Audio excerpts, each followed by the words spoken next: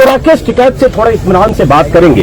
टिकैत साहब, सबसे पहले एक जो बड़ी बात हुई कि बीते 2 दिनों में हुई, खासतौर से लगातार सोशल मीडिया में दिखाया भी जा रहा है कि गाजीपुर, टिकरी, सिंघू सब जगह पुलिस ने मल्टी लेयर सुरक्षा की, वो चलिए पहले भी थी, लेकिन उसमें कंक्रीट से भरा जा रहा है, फिलिंग हो रही है, कीलें लगाई जा रही है और ऐसी घेराबंदी हो रही है कि एक आदमी पैदल भी यहां से वहां ना जा पाए। और ऐसा लग रहा है कि पता नहीं यहां क्या होने वाला है। क्या मतलब लगता है? वो शायद हो सके कि जो डले मारने आ रहे हैं उनके लिए करी गई हो, क्योंकि दिल्ली की तरफ से आते हैं जो डड़ा मारने वाले हैं, हो सके कि वो आयातित कर गए हो कहीं से, क्योंकि ट्रेंड लोग हैं जो जवानों पे पत्थर कश्मीर में मार रहे थे और दिल्ली में पत्थर किसानों पे मार रहे हैं, उनका क्या लिंक है? शायद हो सके कि उसके लिए करा गया।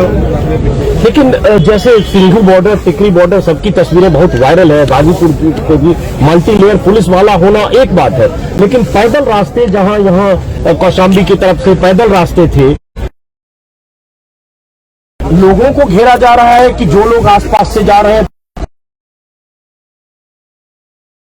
तो ये किले क्यों बनाए जाते थे पहले? कि राजा अपने आप को सुरक्षित करता था।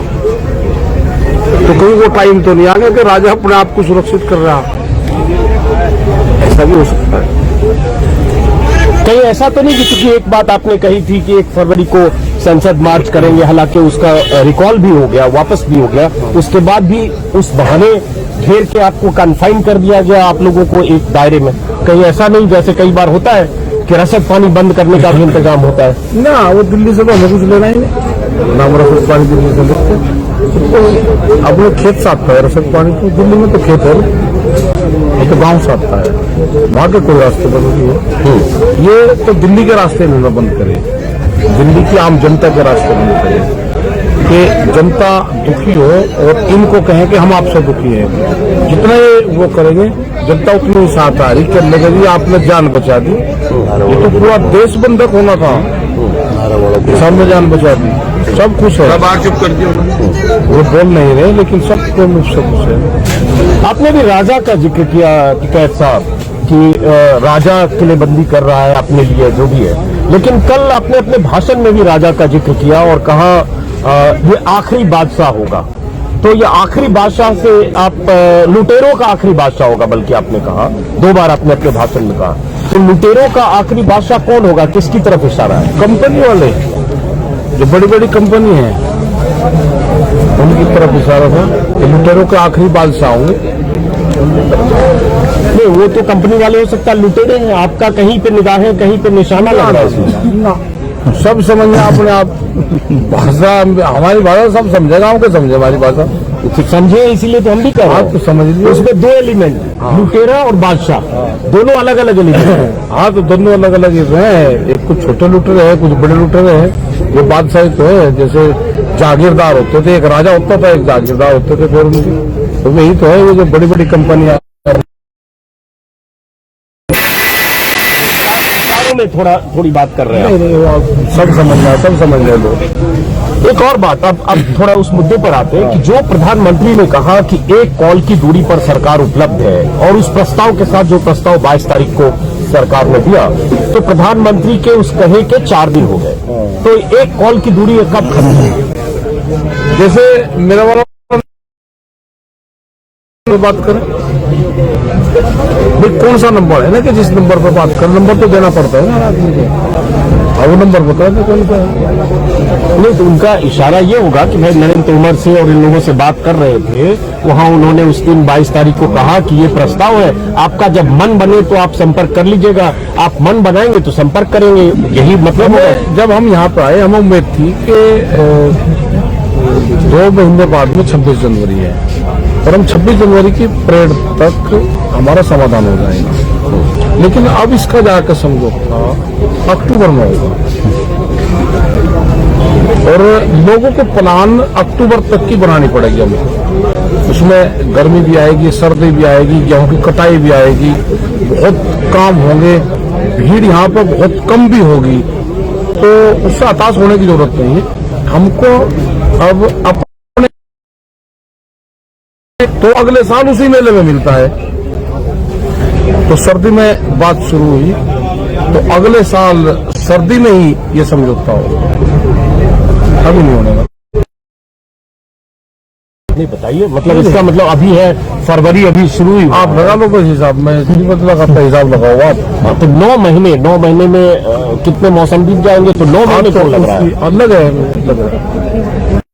महाराज जी को, और लाठी लेकर सामने बैठा क्या लगा खानी पड़ेगी, वो लाठी देख के वो खीर को देख के हालात ये वो नहीं है। जब एक लेवल आ जाएगा, एक प्लेटफॉर्म बन जाएगा, जब ये लगा कि दोनों पक्ष बराबर उस पे, तो जब जाके संयुक्त